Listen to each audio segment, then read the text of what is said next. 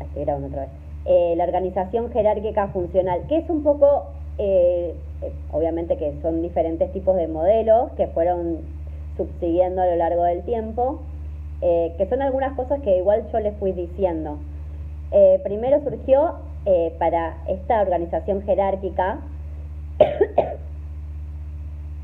el modelo de Jackson. Bueno, acá les cuento quién fue Jackson, ¿no? Y su modelo consistió que él decía que este sistema va a estar organizado en 3 niveles que tienen diferente tipo de complejidad, en creciente complejidad. Vieron que yo les dije, cuando se procesa la información a nivel cerebral, se hacen como en un nivel jerárquico, hay como si fueran eslabones, ¿no? Que hay que seguir. Tenemos el nivel inferior o medular, con fusiones que son vegetativas y actos que son como reflejos, ¿no? Que son como más innatos y estas acciones son más de tipo como inconscientes, ¿sí? Después el nivel medio, que está comprendido por el tronco cerebral, núcleos basales, que es el cerebro medio, con funciones de tipo motor, y el nivel superior, que tiene la corteza cerebral, y acá hay funciones sensoperceptivas, procesamiento de la información, voluntad, pensamientos, entre otras, ¿no? En este sentido, los niveles inferiores van quedando subordinados a los más recientes y así sucesivamente, escalonado, ¿no? Y Jackson decía que sucedía cuando hay un daño cerebral, ¿no? Él, cuando observó varios pacientes, también pensemos que en un momento, es decir, en un tiempo no hubo todo el desarrollo tecnológico que tenemos hoy, ¿no? En un primer momento los cerebros se estudiaban post-mortem y en algunos casos era como adrede, ¿no? Con prisioneros y demás, que en ese tiempo existía la frenología, ¿sí? Que había como formas de estudiar el cerebro inhumanas, podríamos decir, ¿no? Hoy tenemos gran avance de la tecnología y se estudia el cerebro, se le dice in vivo, porque permiten los avances tecnológicos observar al funcionamiento del cerebro en acción. Si, por ejemplo, la persona leyendo, qué áreas se activan, ¿no? Y esto permite, obviamente, tener una mayor amplitud en poder observar cuando hay algún daño o no. Y algo importante que iba a decir también respecto a esto. Sí. No todos los signos neurológicos se pueden observar a través de los estudios complejizados, ¿no? Porque tenemos los denominados signos neurológicos blandos que no se pueden observar con detenimiento, con detalle, por ejemplo, en una resonancia magnética nuclear. Por ejemplo, los trastornos del neurodesarrollo, que decíamos TEA, TDAH, TEL, bueno, la disfunción cognitiva es muy difícil poder observarla a través de un estudio neurológico, ¿no? Preciso. Bueno, ¿qué decía Jackson de cuando hay un daño cerebral? Decía que los pacientes que tenían daño cerebral adquirido, ¿sí? Es decir, que se adquirieron, no que están ahí, sino que se adquirieron después, dijo, tras una lesión se provoca la disolución de funciones. Desde el nivel superior, más susceptible va a ser el primero en verse afectado, ¿no? Y los otros quedarán a cargo. Es decir, para él, el nivel superior es el que primero se va a dañar, ¿no? Entonces van a procesarse información en los otros 2 niveles más abajitos, ¿sí? Por lo tanto, un sujeto que presenta un daño cerebral de nivel superior funcionará posteriormente de un nivel medio, un poco más cercano, ¿no?, a un mamífero que a un ser humano, porque en el nivel superior teníamos el pensamiento y demás, ¿no?, para Jackson. Es decir, se produce un daño y afecta ese eslabón el más alto jerárquicamente, ¿no? De igual manera, si sufre un daño a nivel medio, tendrá supervivencia desde el nivel inferior, con funciones neurovegetativas básicas, ¿sí? Es decir, más como las funciones orgánicas, respirar, ¿sí?, moverse, dependiendo qué movimiento, ¿sí? Al mismo tiempo, el daño puede causar distintos síntomas dependiendo si es superficial, si es profundo, ¿sí? Por ejemplo, el sujeto puede bailar, pero sus movimientos, si tienen de un nivel específico, ¿no? Pero sus movimientos pueden ser torpes, porque puede perder motricidad por una lesión en el nivel medio, ¿sí? Es decir, según el nivel que afecte para Jackson, va a ser la conducta que va a tener ese sujeto, ¿no? Es decir, según el nivel que haya afectado y cuál de estos niveles para Jackson domina en ese momento. Bueno, después tenemos el modelo de McLean, ¿sí? que desarrolló también su modelo de organización cerebral y que consta de 3 formaciones para él, ¿sí? Él dice que tenemos como 3 cerebros y que, o decía, ¿no? que tenemos como 3 cerebros y que se organizan desde el más antiguo al más reciente. Entonces, para él teníamos el cerebro reptil, ubicado en la parte central del tronco, el cerebro paleomamífero o sistema límbico y el cerebro neomamífero o neocórtex. Es decir, eran 3 tipos de cerebro. El cerebro reptiliano, que es como el más antiguo, ¿sí? Él dice que surgió más o menos en el desarrollo evolutivo de los reptiles y que la red neuronal se encarga de asegurar la supervivencia. Por ejemplo, los latidos, la respiración, deglución, reflejo, ¿sí? Después el cerebro, que él llamó paleomamífero, sistema límbico, dice que se encarga de conjunto de conductas que representa el paso evolutivo, ¿sí? La conducta maternal, la comunicación, ¿sí? comportamientos de juego, etcétera. Y después el cerebro neomamífero o neocórtex, ¿sí? que es una estructura cerebral para el más evolucionada, que considera el cerebro de la lectura, la escritura y el cálculo, es decir, donde se adquieren los complejos aprendizajes, ¿no? Después pasamos en la historia al modelo de Wernicke, ¿sí? A diferencia de los otros modelos, este no explica el funcionamiento de todas las funciones, sino de una sola, que es el lenguaje, ¿no? De hecho, tenemos un área denominada Wernicke en el cerebro para el lenguaje, ¿no? Y acá lo que se buscaba era determinar las interacciones que tienen lugar entre múltiples regiones cerebrales que comprende el lenguaje. ¿Se acuerdan lo que les dije hoy del lenguaje? Si bien predomina en el izquierdo, tenemos algunos aspectos del lenguaje en el hemisferio derecho, pero todos los aspectos del lenguaje están interconectados, ¿sí? Esto surgió con este modelo de Wernicke. Y lo vamos a bajar y lo vamos a bajar porque después de eso ustedes lo pueden leer como siguió su investigación, ¿no? Pero lo que decía es eso, tenemos varios aspectos del lenguaje distribuidos, que no es porque siempre se pensó, o hasta entonces se había pensado,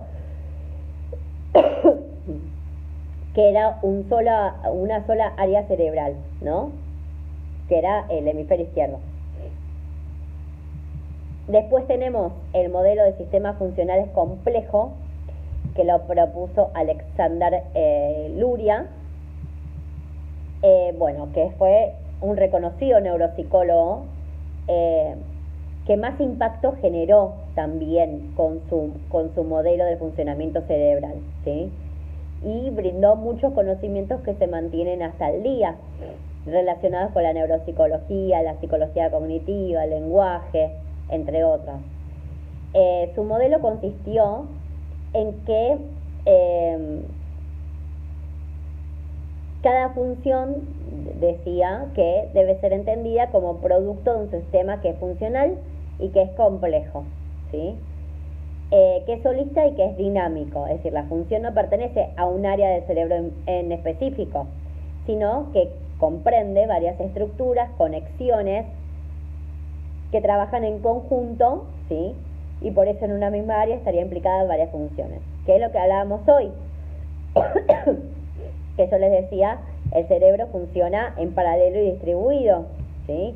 No siempre hay una función cognitiva en un solo área, sino que están distribuidas y que funcionan todas en paralelo, ¿sí? cuando nosotros queremos hacer algo, cualquier cosa que hagamos, implica varias funciones, no implica solamente el lenguaje, ¿sí? Si ahora estoy en una clase, implica el lenguaje, la atención, la memoria también, ¿sí? Muchas funciones. Entonces, él dice que tenemos 3 unidades funcionales, ¿sí?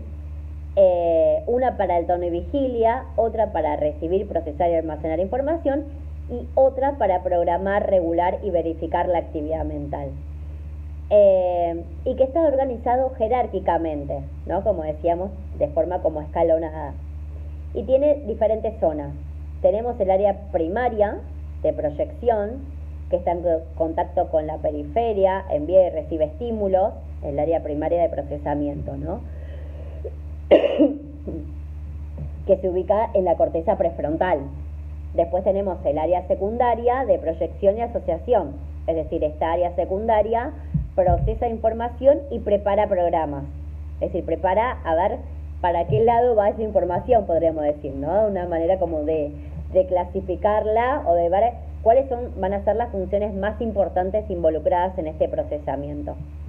Y después el área terciaria, que es de superposición, integra varias áreas y como resultado hay procesos complejos. Es decir, esta área terciaria lo que hace es, esas áreas de asociaciones en la secundaria, ¿sí?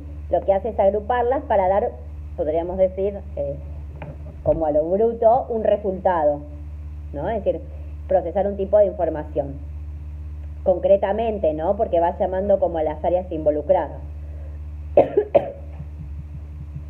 La primera unidad funcional, decíamos que regula, ¿no? Y vigilia y también estados mentales.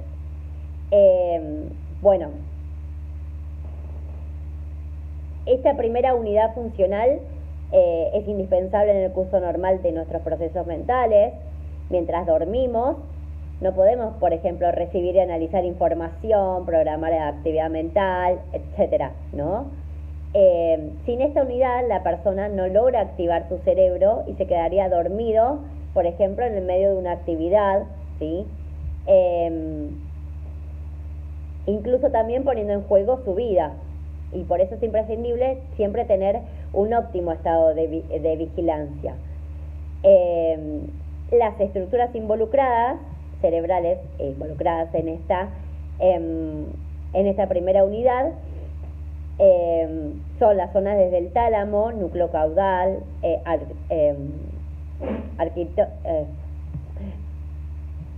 archicórtex, hasta llegar al neocórtex también. Es un mecanismo que actúa conforme también a la estimulación, a los procesos metabólicos. Pensemos que también el estado de vigilia y demás también depende de nuestro reloj biológico, ¿sí? Por ejemplo, las horas de sueño que nosotros tenemos, cuánto tiempo descansamos, cómo descansamos, cómo nos alimentamos, ¿sí? ¿Vieron? A esta primera unidad la resumo como, ¿vieron cuando uno dice, tengo como el reloj biológico que antes de que suene la alarma ya me despierto? Es ese estado de vigilia, ¿sí? El cerebro se programa de manera tal, ¿no?, que nos despertamos antes que el despertador, ¿no? Porque ya nos acostumbramos a cierta hora, el cerebro se acostumbra, se programa de esa manera. Entonces, cuando estamos cerca de la hora, ¿no?, de la que habitualmente ponemos nuestro despertador, tenemos un estado de vigilia, no estamos dormidos completamente, el cerebro ya se empieza a activar, porque ya está programado, ¿sí? Mientras dormimos, obviamente seguimos teniendo actividad cerebral, ¿no? Pero en un estado, podríamos decir, según el psicoanálisis, más inconsciente. Sin embargo, como nuestro cerebro se programa de manera tal que todo es como muy estructurado, cuando se va acercando la hora de nuestro despertador, el cerebro se empieza a activar y empezamos como, por ahí podemos despertarnos de una o no, o por ahí empezamos como, ¿no?, a darnos vuelta, ¿no?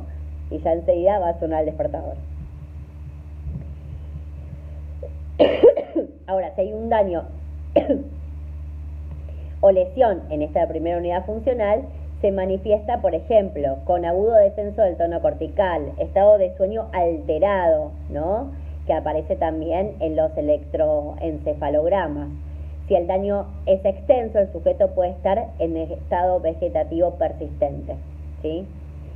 Bueno, quiero bajar a la segunda unidad funcional, que es para recibir, analizar y almacenar información. Obviamente acá hay un funcionamiento mucho más complejo, ¿no?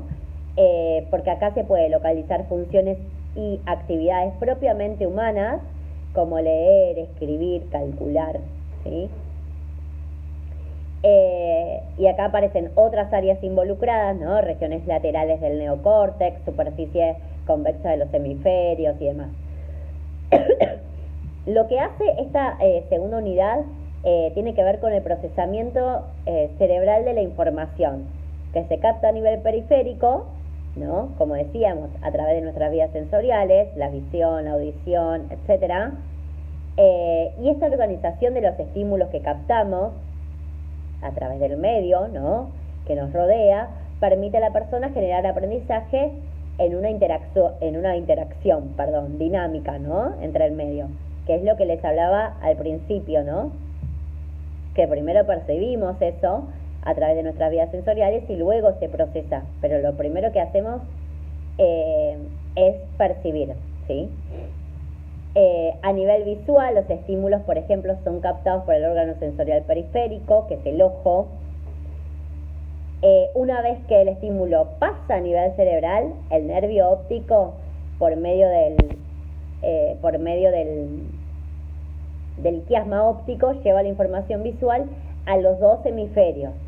Cuando llega al tálamo, en su núcleo lateral, esta estructura va a proyectar el estímulo al lóbulo occipital, en los niveles primario, secundario y terciario, y se procesa esta información. Y finalmente la información visual se va a proyectar a nivel espacial, en la vía magnocelular, y la identificación de los estímulos, la vía parvocelular. Todo esto que pasa a nivel visual pasa también a nivel de procesamiento auditivo, gustativo, ¿sí? En cada uno de nuestros canales sensoriales se da todo este tipo de procesamiento, que imagínense que dura nada, ¿sí?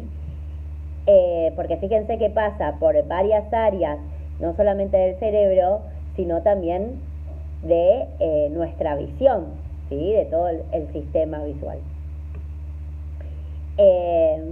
Por ejemplo, las personas que tienen dislexia, ¿no?, que la dislexia es un trastorno específico del aprendizaje, con lo cual es un trastorno del neurodesarrollo que tiene un origen neurobiológico, es decir, tenemos un área cerebral implicada, ¿sí?, que va a ser un área específica del lenguaje.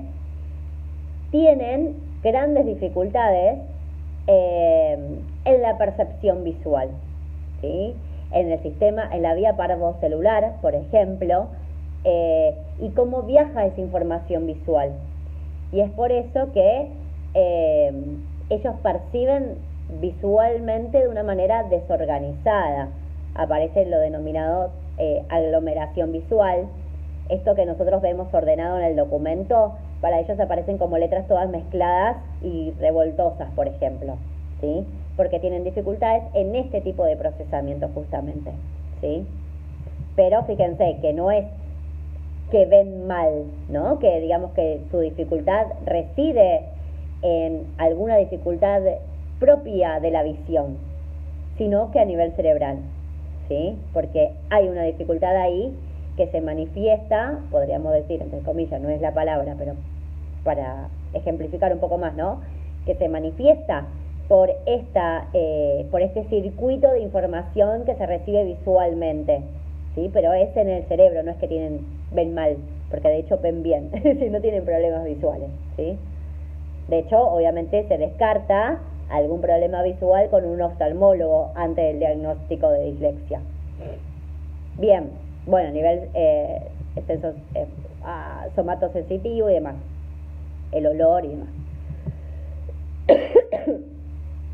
Pero quiero bajar a la otra.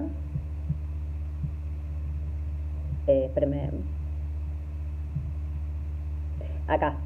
La tercera unidad funcional, ¿sí?, hablamos de la primera, ya hablamos de la segunda, y la tercera unidad funcional se conecta con todas las estructuras cerebrales para poder lograr una regulación que es consciente en sus diversas funciones. ¿Qué quiere decir una regulación consciente? Que todo esto debe estar completamente organizado, ¿no? Distribuido jerárquicamente, y tiene que ser consciente ese trabajo, ¿sí? Por ejemplo, hoy hablamos del TDAH, ¿no? En el caso de que decíamos, las personas con TDAH tienen un cerebro neurodivergente y que afecta a la atención, ¿sí? Precisamente. ¿Qué pasa acá? No pueden hacer, o tienen muchas dificultades, ¿no?, para poder lograr esta regulación consciente de esa función implicada que es la atención, ¿no? Entonces, por ejemplo, les cuesta mucho sostener la atención por lapsos largos de tiempo, ¿sí? Y es por eso que, por ejemplo, se brindan orientaciones como los tiempos de pausa que decía recién, actividades como más cortas, ¿no?, y más concretas, sin tanta, por ejemplo, sin tanta como voltereta sobre lo que quiero decir o lo que quiero transmitir, ¿sí? Porque no pueden hacer ese monitoreo de la atención, no pueden sostener, ¿sí? Porque justamente no está esta regulación consciente. Bien, y la bibliografía.